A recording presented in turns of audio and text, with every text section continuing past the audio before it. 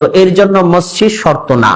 আজকে আপনারা মসজিদে সালাত আদায় করছেন, জুমার সালাত 2 রাকাত এবং খুতবার জন্য মসজিদে এসেছেন, আগে ঢুকছেন এজন্য দুখুলুল মসজিদ 2 রাকাত, বাকি যে ফরজের আগে 4 রাকাত পড়ছেন না, এটা ঘরে পড়ে আসলে হয়ে যেত।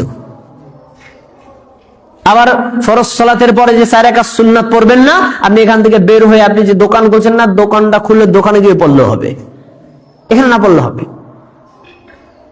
তো এখন কেন বললাম এটা? নফল আমলটা পার্সোনাল এবং ব্যক্তিগত, এর জন্য মসজিদ শর্ত না। আপনি আপনার নিজের ঘরে করতে পারেন, দোকানে করতে পারেন, অফিসে করতে পারেন, মসজিদে করাটাও জায়েজ। কিন্তু আমরা শবে বরাতের নামাজ জামাতের সাথে মসজিদে পড়ি, নবী কোনোদিন পড়ে নাই। আরো কথা শুনবেন, শবে বরাতের রাতে জামাতের সাথে সলাতুত তাসবিহ পড়ানো হয়, এটা আরেকটা বেদাত।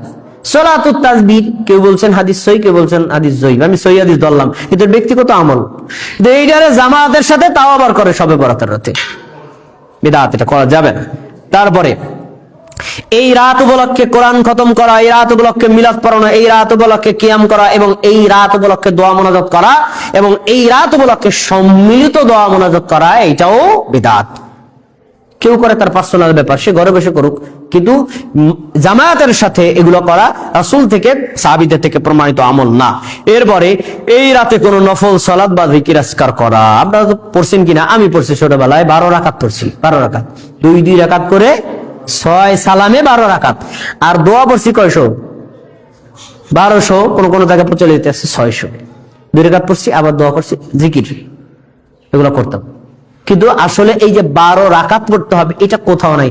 বর্তমানে যে হুজুর যারা আছে তারা অস্বীকার, যে জিজ্ঞেস করবেন হুজুর 12 রাকাত করে, ভাইয়ান কি করবেন, মানুষের সময়টা দিতে হবে, মিয়া 12 রাকাত পড়েন, এটা বলতো তো এর লিগে বলি, এরা নিজেরাও জানে যে 12 রাকাত সংখ্যা কোথাও নাই। এইভাবে এই বেদাত গুলো প্রচলিত আছে।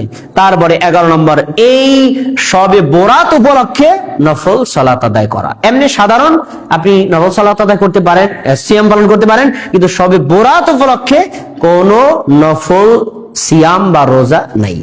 এরপরে মিষ্টি বিতরণ করা, খিচুড়ি রান্না করে খাবারের ব্যবস্থা করা, সহিহ হাদিসে বলা হয়েছে তা বাদ দিয়ে তা মন গড়া ইবাদত করা। 14 নম্বর, আতশবাজি ফুটানো এবং এই রাত উপলক্ষে সরকারি বেসরকারি ছুটি ঘোষণা করা। এই 14টা বেদাত আমাদের সমাজে প্রচলিত আছে।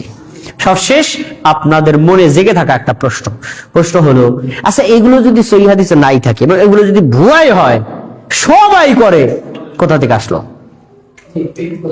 সবাই করে, আসলো কোথা থেকে? আমরা কি হঠাৎ করে পেয়ে গেলাম? আসলো কোথা থেকে? আসার তো একটা ইতিহাস আছে।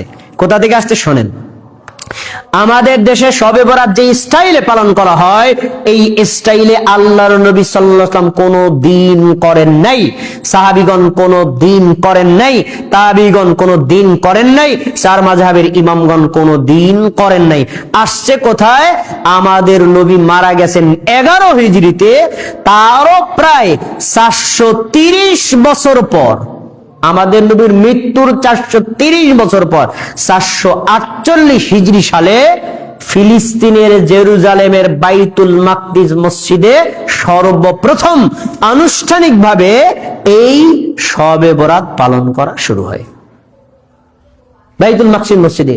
সেখান থেকে ইরানে, ইরাকে, তারপরে সিরিয়ায়, এভাবে ছড়াইতে আফগানিস্তান, পাকিস্তান, ভারত, বাংলাদেশে ঢুকছে।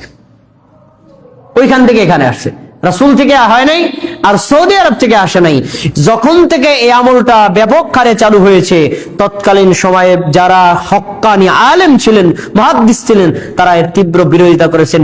বিশেষ করে সৌদি আরবের আলেমরা এই বেদাতের কঠোর বিরোধিতা করে আসছেন। এই জন্য রাসূলের জামানা থেকে আজও পর্যন্ত আলহামদুলিল্লাহ সৌদি আরবে শবে বরাতের রাত কোন দিক দেয়া যায়, মক্কার ইমাম সব জানে না, মক্কার ইমাম সব জানে না। কারণ ওইখানে জানে তারা এগুলোর হাদিস বিশুদ্ধ না, রাসূল থেকে প্রমাণিত না, এটি একটি বেদাতি আমল। এই জন্য মধ্যপ্রাচ্যে, বিশেষ করে সৌদি আরবে এখনো পর্যন্ত এই বেদাত থেকে আলহামদুলিল্লাহ তারা মুক্ত আছে। কিন্তু আমরা ওই যে বাইতুল মাকদিস থেকে প্রমাণিত যে আমলটা, সেখান থেকে করতে করতে আমরা এটা করে আসছি। এখন 1000 বছর যাবত যে আমলটা চালু হয়ে আসছে, যাদের দাড়ি পাকা গেছে 70 বছর পর্যন্ত করে আসছে, আজকে যদি এই কথা শোনে তো তার মাথায় তো ঠাড়া পড়বেই। আল্লাহ কি কয়, সারা জীবন পালন করে আসলাম, এটা নাকি নাই।